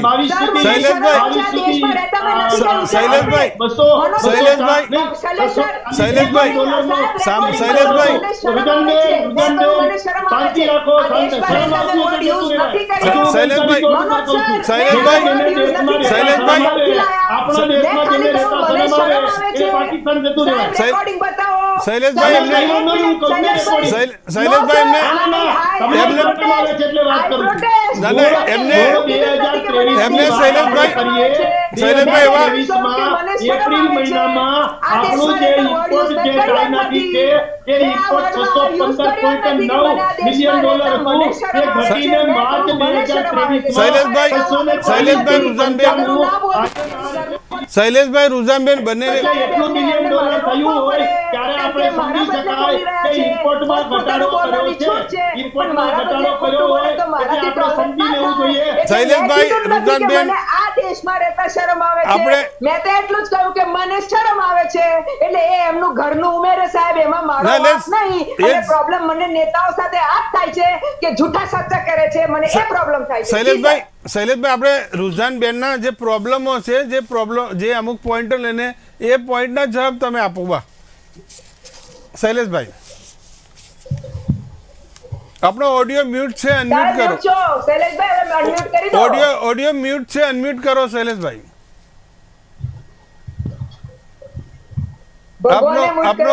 આપનો ઓડિયો અનમ્યુટ કરો. ઓડિયો ચાલુ કરો. સાંભળો રૂઝાનબેન, હું સંમત છું. ચાલો તમે કીધું 2016 થી જે ઇમ્પોર્ટમાં હતું, ઇમ્પોર્ટમાં વધારો થયો હશે, બરાબર. પછી 2023 નો તમે ગૂગલ સર્ચ કરી લ્યો અને આયાત જે છે અને એ જે ઇમ્પોર્ટ જે છે એપ્રિલમાં $615.9 મિલિયન હતો એ ઘટી અને માર્ચ 2023 માં $640.95 મિલિયન થયો છે. આ રિઝર્વ બેંક ઓફ ઇન્ડિયા કે છે, હું નથી કહેતો. એટલે આ તો સ્વીકારો કે આટલું ભારતે સારું કર્યું છે. હમણાં સોલર ની વાત કરતા હતા અજયભાઈ, તો સોલરમાં સોલર પેનલ છે એ ચાઇના અને જર્મની સિવાય ક્યાંય મળતી નહોતી. આપણા દેશમાં પણ એનું મેન્યુફેક્ચરિંગ થવા મળ્યું છે. મેં રમકડાની વાત કરી, આપણે ડિફેન્સમાં પણ આત્મનિર્ભર થયા છીએ. ધીરે ધીરે રૂઝાનબેન આપણો દેશ પણ આત્મનિર્ભર થઈ ગયો છે. તમે જોતા જાઓ, થોડુંક ખમો. ધીરે ધીરે આપણા જે એન્જિનિયરો છે એ હવે અમેરિકાથી પણ અહીંયા આવવા મળ્યા છે એન્જિનિયરો. આ ખાતર જે છે યુરિયા ખાતર, એનું જે નેનો યુરિયા જે છે એ અમેરિકાના જ આપણા ભારતીય મૂળના એન્જિનિયર કરી રહ્યા છે અને ઇફકો દ્વારા થઈ રહ્યું છે. એટલે એ પણ આત્મનિર્ભર થઈ રહ્યું છે. વેક્સિન છે તો 140 દેશોને ગઈ છે. એટલે આ રીતે આત્મનિર્ભર થાય છે. તમે જોયા કરો. તમારે માત્ર વાતો કરવી છે, નરેન્દ્રભાઈ મોદીની સરકારે કામ કરવું છે. જી આપણે નિકુલભાઈ પાસે પણ છે. નિકુલભાઈ શાંતિથી આપણે જે ડિબેટ સાંભળી રહ્યા છે, મુદ્દા એમના પણ કેટલાક પોઈન્ટ હશે, એમને પણ કેટલાક પ્રોબ્લેમ હશે. ડેફિનેટલી આપણે જ્યારે ઇન્ટરનેશનલી વાત કરીએ છીએ તો યુએસ નું તમે જુઓ તો મેક્સિમમ મેન્યુફેક્ચરિંગ એ લોકો પોતાના કન્ટ્રીની અંદર પોલ્યુશન કંટ્રોલ કરવા માટે ઇમ્પોર્ટ કરે છે. તો એ રીતના એક સ્ટ્રેટેજી હોવું જોઈએ કે સમજી લો કે આપણે મેન્યુફેક્ચરિંગ સેક્ટરમાં આગળ વધવું છે તો આપણા પોલિસીઝ એવા હોવા જોઈએ કે ચાઇનીઝ પીપલ અહીંયા આવીને જે માલ વેચે છે આપણા કરતા સસ્તો ના વેચી શકો છો. મેં ઇન્ડસ્ટ્રીઝમાં પીપલને સાંભળ્યા છે કે આપણા ઇલેક્ટ્રિસિટી યુનિટ રેટ એટલા વધારે છે, આપણા લેબર લોસ છે, એમાં રિફોર્મ્સની બી ઘણી જરૂર છે. આપણા જે લોકલ વસ્તુ જે રિક્વાયરમેન્ટ છે, લેન્ડ ક્લિયરન્સ, ટેક્સેશન, એ એટલું બધું હેફ્ટી છે કે જેના લીધે જ્યારે ઓવરઓલ પ્રોડક્ટની કોસ્ટ કેલ્ક્યુલેટ કરવા જઈએ છીએ તો એ ચાઇના વાળો ત્યાં બનાવીને અહીંયા વેચે છે તો એને કરતા બી આપણે મોંઘું થઈ જાય છે. તો આ બધી વસ્તુ પર સંયુક્ત રીતે વિચારવું પડશે કે કઈ રીતના આપણા લોકલ મેન્યુફેક્ચરિંગ યુનિટને વધારે પાવરફુલ આપણે બનાવી શકીએ. એ દિશામાં જો આપણે કામ કરીશું તો ડેફિનેટલી એ કોઈ રાતોરાત નથી થવાનું. It is a long term process અને એમાં આપણે સૌએ ભેગા મળીને કામ કરીશું તો કદાચ આવનારા દિવસોમાં આપણી ડિપેન્ડન્સી જે ચાઇના પર છે ઘટશે. એક પોલિસી તો હવે જે વન લાઈન પોલિસી કે જે લલિત સરે કીધું કે ભાઈ તમે નાગરિકોને ના પાડો કે ચાઇનીઝ વસ્તુ તમે ના ખરીદો, પણ જો સરકારે તેને ઇમ્પોર્ટ કરતી હોય તો ના કઈ રીતે નાગરિકો કરવાના, એ વાત છે મૂળ. આજે મોરબીના ટાઇલ્સની વાત કરીએ સર. મોરબીના ટાઇલ્સની ધારો કે 15 રૂપિયાની જે પ્રોડક્શન એક ટાઇલ્સને કરતા એ ટાઇલ્સ છે એ ચાઇના ઘર બેઠે તમને 5 રૂપિયા 10 રૂપિયામાં આપી રહ્યું છે. ચાઇના મોરબીમાં ચાઇનાનો જે ટાઇલ્સનો ઉદ્યોગ સૌથી વધારે છે. એટલે મૂળ એ જ છે કે જે સરકારી પોલિસી અને નાગરિકો તમામ પ્રકાર એક વન લાઇનમાં ચાલે તો જ આપણને આગામી દિવસોમાં તેના ફાયદો જોવા મળી શકે. લલિત સર, હું મારું એટલું જ કહેવું છે કે આ કન્ટિન્યુઅસ પ્રોસેસ છે. આપણે 2014 થી જે ચાલુ કરી આપણા પ્રધાનમંત્રીશ્રીએ, હું તો બિરદાવું છું. એક મિલિટરીના બેકગ્રાઉન્ડ સાથે હોવા છતાં મને ઇકોનોમિક્સની ખબર ન હોય, પણ હા ડિફેન્સ ક્ષેત્રે જે ક્રાંતિકારી પગલા ભર્યા છે ને ઇટ્સ સેલ્યુટ કરવા લાયક છે. અને આપણી ભારતની ઇકોનોમી જો આ એમના એક્સપોર્ટ ને ઇમ્પોર્ટની ડેફિશિયટથી જો ઘટતી હોત તો આજે ભારત $4 ટ્રિલિયન ઇકોનોમી બનવા જઈ છે. પરદેશની ફાઇનાન્શિયલ સંસ્થાઓના રિપોર્ટો છે અને આપણા પણ કહે છે, કદાચ આપણા કહેતા જૂઠું બોલતા હોય પણ જે પરદેશ તરફથી આપણને આ રિપોર્ટ પડે છે એના ઉપર આપણે વિશ્વાસ કરવો જોઈએ. આજે આપણી કોમ્પિટિશન જર્મની સાથે થઈ રહી છે કે તે થર્ડ છે તો આપણે કેમ ફોર્થ બની જઈએ. આપણી 5 ટ્રિલિયનની જે પ્રધાનમંત્રીશ્રીએ કીધું છે એના ઉપર આપણું કામ ચાલ્યું. એટલે દરેક ક્ષેત્રે આપણે વિકાસ કરી રહ્યા છીએ. આમાં જાદુઈ છડી તો હોય કે ભાઈ આજથી એમને સત્તા સંભાળી કાલથી એમની ફટાફટ આમ થઈ જાય, એવું શક્ય નથી. દરેક વસ્તુમાં, દરેક ટેકનોલોજી, દરેક પ્રોડક્ટમાં કંઈક ને કંઈક ઇનોવેશન થઈ રહ્યું છે, નવું નવું આવી રહ્યું છે અને એ આપણે આત્મનિર્ભર બનવાના માર્ગે જ છીએ. એટલે આવશે, ધીરે ધીરે થશે. જી નિકુલભાઈ કઈ કહેવા માંગે છે? નિકુલભાઈ, મારે મારા ડિફેન્સ એક્સપર્ટને પૂછવું છે કે બ્રહ્મોસ, નાગ, પૃથ્વી આ બધી જે ગાઇડેડ મિસાઇલો છે એ કોને ડેવલપ કરી, કયા કાળમાં ડેવલપ કરી? તમે એમ કહો છો કે 2014 તમે દેશની અંદર આ રીતના પર્ટિક્યુલર પક્ષ માટે તમે બોલો 2014 પછી બધું થયું છે. I don't agree. તમે મને સમજાવો ડિફેન્સ એક્સપર્ટ કે પૃથ્વી, બાર, satellite launching, ISRO, defence, DRDO એ બધું કોણે બનાવ્યું છે? આપણે નાની ગોળીઓ સરખી, આપણે નાની ગોળીઓ સરખી ઇમ્પોર્ટ કરતા હતા. ડીઆરડીઓ કોણે બનાવ્યું છે મને કહી દો. ડીઆરડીઓ કોણે બનાવ્યું છે કહી દો ખાલી. ડીઆરડીઓ કોણે બનાવ્યું છે તમે બોલ દો ખાલી. ડીઆરડીઓ કોણે બનાવ્યું છે? ડિફેન્સ રિસર્ચ ડેવલપમેન્ટ ઓર્ગેનાઇઝેશન કોણે બનાવ્યું છે એટલું કહી દો ને ખાલી. કોના શાસનમાં થયું? ડીઆરડીઓ કોણે બનાવ્યું? હું ભારત દેશે વાત કરતો 2014 પછી બધું થયું છે તો હું બહુ દુઃખી છું તમારા સ્ટેટમેન્ટથી. જે પ્રમાણે ઇમ્પોર્ટ થતું અંદર કોંગ્રેસે પણ કર્યું નથી તો તમે પ્રસ્તાવિત કરવા માંગો છો પ્રમાણે ઇમ્પોર્ટ થતું હતું એ ઇમ્પોર્ટ બંધ કરાવીને હવે આત્મનિર્ભર બનવા જઈ રહ્યા છે. ખોટું ન માનો. આના તમે બોલ્યા કે 2014 પછી ડિફેન્સ વસ્તુ એક્સપોર્ટ થાય એટલી બધી છે આપણે ઇમ્પોર્ટ બંધ કરાવીને જી નિકુલભાઈ, લલિત સર,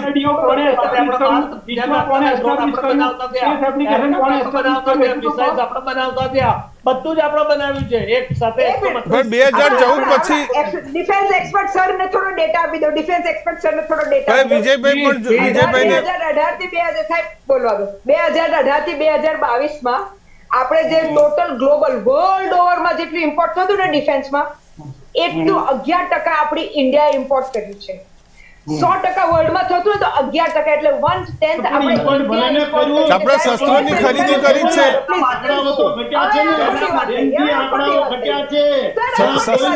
શસ્ત્રોની હોડ શૈલેષભાઈ ખોટી થઈ ખોટા ડેટાની. અચ્છા 2000 હવે બીજી વાત કહી દો. 11% ઇમ્પોર્ટ વર્લ્ડ નું 11% ઇમ્પોર્ટ ઇન્ડિયામાં થઈ રહ્યું છે. ડિફેન્સ 2022 6 મહિના જૂનો ડેટા આપું છું. 6 મહિના જૂનો ડેટા ખાલી, બરોબર છે? એટલે તમે સમજી શકો છો. અને ઇન્ડિયાનું largest arm supplier 45% total import આપણે રશિયાથી કર્યું છે. તમે સમજી લો 45% ટોટલ ઇમ્પોર્ટ 2018 થી 2022 થી આપણે રશિયાથી કર્યું છે અને સેકન્ડ ફ્રાન્સ થી આવ્યું કર્યું છે કારણ કે 29% કારણ કે રાફેલ ને લીધા છે. એટલે આપણે જે બધું કહીએ છીએ ને કે આપણે એક્સપોર્ટ કરીએ છીએ 13,000 સમથિંગ નું 13,000 સમથિંગ છે નું એક્સપોર્ટ કરીએ છીએ પણ સામે આપણું જે ઇમ્પોર્ટ છે વર્લ્ડ ઓવરમાં 1/10 ઇમ્પોર્ટ ખાલી ઇન્ડિયા કરી રહ્યું છે સાહેબ વર્લ્ડ ઓવરનું. એટલે તમે સમજી શકો છો કે આપણે જે મોટા પાકા ફૂકીએ છીએ ને લેટ અસ એક્સેપ્ટ ધેટ. હું મેં ના નથી પાડતી. આપણું ડિફેન્સનું અગર બજેટ અત્યારે યાદ નથી પણ મેક્સિમમ આપણું ડિફેન્સનું બજેટ હોય છે અને એમાં બી હું ના નથી પાડતી કારણ કે પેલી લાલ આંખ બતાવવા માટે ડિફેન્સનું બજેટ જોઈએ આપણને વધારે. પછી ભલે લાલ આંખ દેખાય કે ના દેખાય અલગ રીતે સેટ થઈ જાય પણ એટલે પોઈન્ટ અત્યારે એ છે સાહેબ. એટલે આપણે જે let us accept one thing. એટલું હંમેશા હું મારે શું કામ આ પર ફોકસ કરવું પડે છે કે આપણે જે મને એટલે પ્રોબ્લેમ હંમેશા એ છે કે મને એટલે શરમ એટલે હંમેશા આવે છે કે આપણા હાથીના દાંત છે દેખાઈએ અલગ છે અને ખાઈએ અલગ છે. તમે સત્ય દેખાડો ને જી આપણે વિજયભાઈ પાસે જઈએ. વિજયભાઈ પાસે તમે કહો વિજય સર ને તમે તો ડિસિપ્લિન રાખો. વિજય તમે તો રાખો.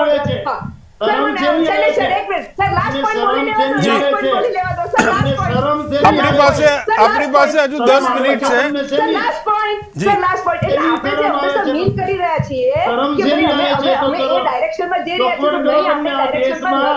દેશમાં રહેતા તમને શરમ શેની આવે છે?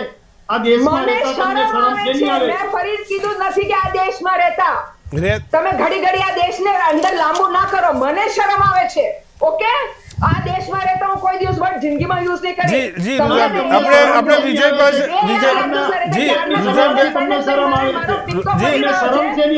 ફરી આપની પાસે આવી વિધાનબેન શૈલેષભાઈ આપણે મુખ્ય મુદ્દાને વળગી રહીએ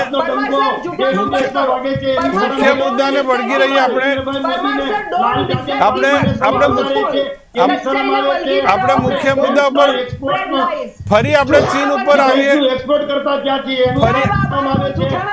રોજગારી મળી રહી છે, એનું શરમ આવે છે. તમને ભારત વંદે ભારત ટ્રેન સંપૂર્ણ આત્મનિર્ભર છે, એની શરમ આવે છે. આપણે હવે વિજયભાઈને સાંભળીએ. વિજયભાઈને આપણી સાથે એ પણ જોડાયા છે. જી વિજયભાઈ. ઓકે, હવે ડોક્ટર નિકુલ પટેલ સાહેબે Shailesh sir please doctor Nikul Patel સાહેબે પ્રશ્ન પૂછ્યો હતો કે ડીઆરડીઓ ને કોણે બનાવ્યું. સો ઓબ્વિયસલી ડીઆરડીઓ, એચએલ, જેટલા પણ ગવર્નમેન્ટના એકમો છે એ બધા કોંગ્રેસના કાર્યકાળ દરમિયાન બન્યા છે. એમાં કોઈ ડિનાય ના કરી છે. પણ એ જ કોંગ્રેસના કાર્યકાળ દરમિયાન એ પણ એટલું જ સત્ય છે કે આપણે ડિફેન્સના સેકન્ડ હેન્ડેડ ઇક્વિપમેન્ટ્સ યુએસએસઆર જોડેથી ઇમ્પોર્ટ કરતા હતા. એટલે આપણી જોડે કેપેબિલિટી હતી, છતાં એ કેપેબિલિટી એટલી કારગર નથી નીવડતી કે આપણે ઘર આંગણે આ બધા જે સોફિસ્ટિકેટેડ વેપન્સ છે એ ડેવલપ કરી શકીએ. અને એના જ કારણે તમે જુઓ, સુખોઈ લઈ લો, મિગ વિમાન લઈ લો, કે પછી વિક્રાંત એરક્રાફ્ટ લઈ લો, એ બધા યુએસએસઆર ના સેકન્ડ હેન્ડેડ ઇક્વિપમેન્ટ આપણે જ્યારે ત્યારે ખરીદેલા છે. એ વસ્તુને પણ કોઈ ડિનાય ના કરી છે. બીજી વાત, એક ક્વેશ્ચન વારે ઉઠે છે કે શું આ બધી વસ્તુ 2014 પછી જ ડેવલપ થઈ, એના પહેલા કોઈ ડેવલપમેન્ટ થતું જ નહોતું? એવું પણ નથી કે ભાઈ કોઈ વસ્તુ ડેવલપ પહેલા નથી થતી. આપણે ઇન્ડિજિનિયસલી ઘણા બધા ડિફેન્સ ઇક્વિપમેન્ટ આપણા કન્ટ્રીમાં ડેવલપ કરેલા છે. એમાં અર્જુન ટેન્ક લઈ લો, તમે તેજસનું LCA વિમાન લઈ લો, એ બધી જ વસ્તુઓ ઘર આંગણે ડેવલપ થઈ છે. એ જે ડેવલપમેન્ટના પ્રોગ્રામ છે એ કોંગ્રેસના કાર્યકાળ દરમિયાન મૂકવામાં આવ્યા હતા.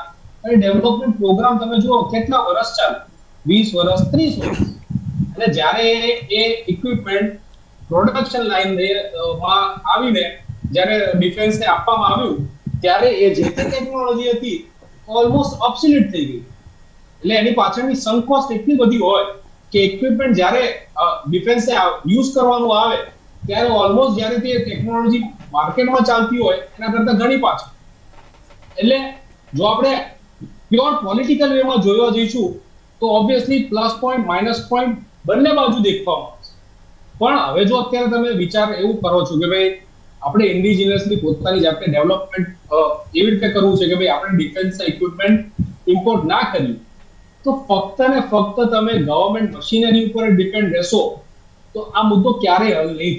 તો મહાસત્તાઓની દુકાનો ક્યારે ચાલશે વિજયભાઈ? જે તે અમેરિકા વારંવાર આપણને હથિયાર આપણે ખરીદવા પડે, રશિયા પાસેથી હથિયારો ખરીદવા પડે છે વારંવાર. પણ એ જ વસ્તુ તમે જુઓ, એ ડિફેન્સ લાઇન જે આખી સપ્લાય ચેઇન છે કે ભાઈ દુનિયાના કોઈ પણ નેશન હોય એને જો ડિફેન્સ ઇક્વિપમેન્ટ ખરીદવા હોય તો આઈધર તો રશિયાની ધરીની જોડે જે એસોસિએટેડ નેશન્સ હોય એની જોડે જાય, નહીં તો યુએસ નેશન્સ, નાટો નેશન્સ જોડેથી ઇમ્પોર્ટ કરે. હવે ઇન્ડિયામાં પણ તમે જુઓ L&T ડિફેન્સ છે, ભારત ફોર્જ છે, આવી બધી પ્રાઇવેટ કંપનીઝ જે રીતે ડિફેન્સ ઇક્વિપમેન્ટ ડેવલપ કરી રહી છે અને એમાંથી ઘણા બધા જે ડેવલપ ઇક્વિપમેન્ટ છે એ તમારા આસિયન કન્ટ્રીઝમાં, ઇવન આફ્રિકન કન્ટ્રીઝમાં એક્સપોર્ટ થઈ રહ્યા છે. 50% ઘટ છે આપણી ઘર આંગણાના ઉદ્યોગોથી પૂરી થઈ શકે અને 50% જ આપણે બહારથી મંગાવી શકીએ, એ પ્રકારની ગવર્નમેન્ટની પોલિસી હોઈ શકે. આપણે નિકુલભાઈ પાસે જી નિકુલભાઈ. એક જ વાત એડ કરીશ કે જ્યારે બી કોઈ ટેકનોલોજીકલ ડેવલપમેન્ટ હોય અને આપણે જ્યારે ઇન્ડિજિનિયસ ટેકનોલોજીની વાત કરવાની વાત આવે તો હું આપણા ન્યુક્લિયર રિએક્ટરની વાત કરીશ. આજે બી આપણે કમર્શિયલ ન્યુક્લિયર રિએક્ટર આજે હવે આપણે એડવાન્સ હેવી વોટર રિએક્ટરને લાયસન્સ કરી શક્યા છે. તો એની પાછળનું જે ટેકનોલોજી ડેવલપમેન્ટ માટેનું ઇન્વેસ્ટમેન્ટ હોય ને સરકારે કરવાનું હોય. અને બાબા એટોમિક રિસર્ચ સેન્ટર જેવી જે સંસ્થાની સ્થાપના કરીને તો આજે આપણે AHWR એસ્ટાબ્લિશ કરી શક્યા છે. એ જ રીતના સ્પેસ એપ્લિકેશન સેન્ટરમાં આપણે ISRO જેવી સંસ્થાથી આપણે સેટેલાઇટ લોન્ચ કરી શક્યા છે. ન કે કોઈ પ્રાઇવેટ પ્લેયરને ટેકનોલોજી ઇમ્પોર્ટ કરીને પીપાવાવ ડિફેન્સ જેવી સંસ્થાને પ્રમોટ કરીને આપણે ખાલી એસેમ્બલી ઓફ પોઈન્ટ અહીંયા બનાવીને, જે રીતના મારા રુજાનબેને કીધું કે એપલની આપણે મેન્યુફેક્ચરિંગ કરીશું પણ બધું જ ઇમ્પોર્ટ કરીને એસેમ્બલી કરીશું, તો એનાથી ઇન્ડિજિનિયસ ટેકનોલોજી બિલ્ડ થવાની નથી. એ દેશનો ખરેખર ગ્રોથ નથી. આજે આપણે એરબસને ઇન્ડિયામાં ઇન્વાઇટ કરીને એમ કહીશું કે તમે અહીંયા એરોપ્લેન બનાવો, that is not a correct way of indigenous technology development. એ જ રીતના હું કહીશ કે ભારતની અંદર કોંગ્રેસે હંમેશા ઇન્ડિજિનિયસ ટેકનોલોજી ડેવલપમેન્ટ કરવા માટે જે ફંડિંગ ને રિસર્ચ માટે જે પૈસા ખર્ચ્યા છે ને, આજે એ પૈસા નથી મળી રહ્યા. આજે તો બધી જ રિસર્ચ સંસ્થાઓને તમે જોશો તો કર્ટેલમેન્ટ આવી ગયું છે ને આપણે પ્રાઇવેટ પ્લેયર્સને જે ઇમ્પોર્ટ કરીને જે ટેકનોલોજી માટે આપણે વાત કરી રહ્યા છે ને, એનાથી આપણે દુઃખી થવું જોઈએ. આવનારા દિવસોમાં આપણે પૈસા વધારે ખર્ચીશું પણ ઇન્ડિજિનિયસ ટેકનોલોજી બિલ્ડ નહીં કરી શકીએ. એ જ આનો મૂળ મુદ્દો આપણે મેક ઇન ઇન્ડિયા ઉપર, મેક ઇન ઇન્ડિયા છે શૈલેષભાઈ, જે મેક ઇન્ડિયાનો કોન્સેપ્ટ છે કે ભાઈ ઘર આંગણે તમે ગમે તેવી ટેકનોલોજી પણ ઘર આંગણાના ઉદ્યોગોને તમારી ટેકનોલોજી આપો. શૈલેષભાઈ, તો મેં પ્રથમ પણ કહ્યું છે, ભારત દેશ અત્યારે ડેવલપમેન્ટની દિશામાં ચાલી રહ્યો છે અને વિકાસલક્ષી દેશ જો અત્યારે દુનિયામાં કોઈ હોય તો એ ભારત દેશનું નામ હવે અગ્રગણ્ય દેશોમાં થઈ રહ્યું છે. ભૂતકાળમાં આપણે જોયું છે આપણા વડાપ્રધાનો કઈ રીતે મૌન રહી અને વિદેશમાં જતા હતા. આપણને ખબર પણ ના હોય કે વડાપ્રધાનનો વિદેશ પ્રવાસ ક્યારે થઈ રહ્યો. આ સ્ટાર્ટઅપ ઇન્ડિયા છે એ કોણે ચાલુ કર્યું, મેક ઇન ઇન્ડિયા છે એ કોણે ચાલુ કર્યું, એટલે કહેવાનો મતલબ આત્મનિર્ભર ભારત કોણે ચાલુ કર્યું. એટલે હું ત્યાં સુધી કહું છું કે જ્યારે 2014 પહેલા જે કાંઈ પરિસ્થિતિ દેશની હતી એના કરતા અત્યારે, હું એમ નથી કહેતો કે કોંગ્રેસે કશું કર્યું નથી, કોંગ્રેસે પણ એનું કામ એની રીતે કર્યું હશે, પરંતુ જ્યારથી ભારતીય જનતા પાર્ટીની સરકાર, આદરણીય નરેન્દ્રભાઈ મોદીની સરકાર આવી એ પછી નરેન્દ્રભાઈ જે રીતે ડિફેન્સમાં કામ કર્યું, સુરક્ષામાં કામ કર્યું, જે રીતે વિદેશ નીતિમાં કામ કર્યું, જે રીતે દેશમાં આત્મનિર્ભર, આજે યોગા ડે અમેરિકા ઉજવતું થઈ ગયું છે.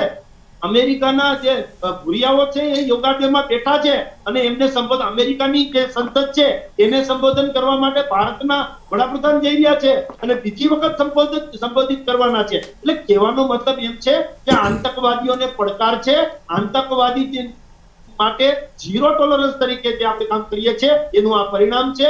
અને અમેરિકા પણ એમાં આપણી સાથે છે. અન્ય દેશો જે આતંકવાદીના વિરુદ્ધમાં છે એવા તમામ દેશો આપણી સાથે છે અને મને લાગે છે કે આવતા દિવસોમાં ભારત દેશનો ડંકો વિદેશમાં અને દુનિયાભરમાં વગાડવામાં સફળ કોઈ થશે તો આદરણીય નરેન્દ્રભાઈ મોદીની સરકાર થશે. જી, આપણી સાથે રુઝાનબેન પણ જોડાશે. રુઝાનબેન, જે તે નિકુલભાઈ જોડાશે. નિકુલભાઈ, જે તે તમે પણ કીધું કે યુપીએની સરકારમાં પણ આ પ્રકારની પોલિસી છે. ધીરે ધીરે કોઈ પણ તમે પ્રોજેક્ટ શરૂ કરો તો 10 વર્ષ કે 15 વર્ષ તેના શરૂઆત થતી હોય છે ઇમ્પ્લિમેન્ટમાં, તો તેના ફાયદા કદાચ કોંગ્રેસે પાયો નાખ્યો હોય તો આગળ જે ભારતીય જનતા પાર્ટી છે તેના ઉપર આગળ વધી રહી છે.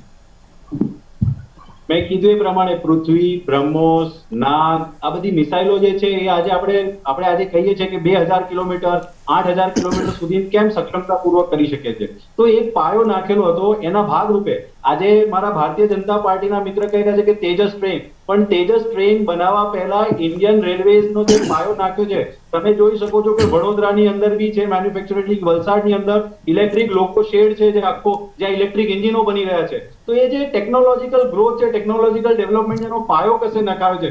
હું તો કહું છું કે તમે ક્રેડિટ ના આપો તો કઈ નહીં, પણ એટલીસ્ટ એટલું તો કહો કે ભાઈ કોંગ્રેસ દ્વારા એક સબસિક્વન્ટ વેમાં ઇન્ડિયાને આત્મનિર્ભર બનાવવાની જે શરૂઆત કરવામાં આવી હતી, કારણ કે આજે દેશ એક ટાંકણી નતો બનાવી શકતો, એ આજે જયારે 2014 સુધી પહોંચ્યો તો ડેફિનેટલી એને કંઈક અચીવ કર્યું છે. પરંતુ ઘણીવાર મેં સાંભળ્યું છે પેનલમાં કે 2014 પછી જ આ દેશનો વિકાસ થયો છે, 2014 પછી બધું થયું છે. તો સાંભળીને એક દેશ તરીકે, દેશવાસી તરીકે મને બી દુઃખ થાય કે ના, આવું નહીં હોવું જોઈએ. ઘણી બધી ઇન્ડિજિનિયસ ટેકનોલોજી આ દેશની અંદર પાયો નાખ્યો છે અને મેક ઇન ઇન્ડિયા શું એને એમણે કહેવાય ને કે આત્મનિર્ભરતા આપણે ઘણી બધી વસ્તુમાં મેળવેલી છે. આ રેલવે જે આખા વર્લ્ડમાં સૌથી લાર્જેસ્ટ છે, તો એનો પહેલો પાયો જે છે એ દેશ આઝાદ થયો એથી પહેલા બ્રિટિશરે સમજી લો કે મુંબઈથી થાનેની અંદર ટ્રેન ચાલુ કરી હતી. તો એ જે હિસ્ટોરિકલ જે મુવમેન્ટ છે ને એને કશે ભારતીય જનતા પાર્ટી એક્સેપ્ટ નથી કરતું, ત્યારે લોકોની એક અંદર એક ઊંધો પરસેપ્શન જાય છે. તો મારી એટલી જ વિનંતી છે કે ભાઈ બધાનો રોલ છે, પણ જ્યારે it comes to a country અને it comes to an indigenous product, આપણે હજી ઘણું કામ કરવાનું બાકી છે. કારણ કે ચાઇના જેટલા ઇન્ટરનેશનલ પેટન્ટ ફાઇલ કરે છે ને એટલા આપણે નથી કરી શકતા. આજની તારીખે બી રિસર્ચ પાર્ટી લોકો તકલીફ પડી રહી છે એના પર કામ કરવું પડશે. જી આપણે વિજયભાઈ પણ જોડાયા છે. શું કહેશો વિજયભાઈ, જે તે નિકુલભાઈએ કહ્યું?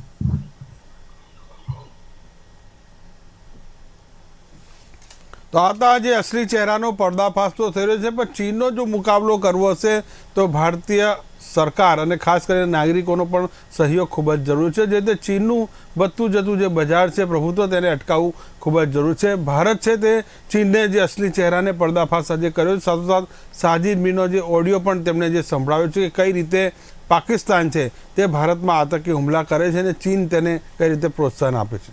નમસ્કાર.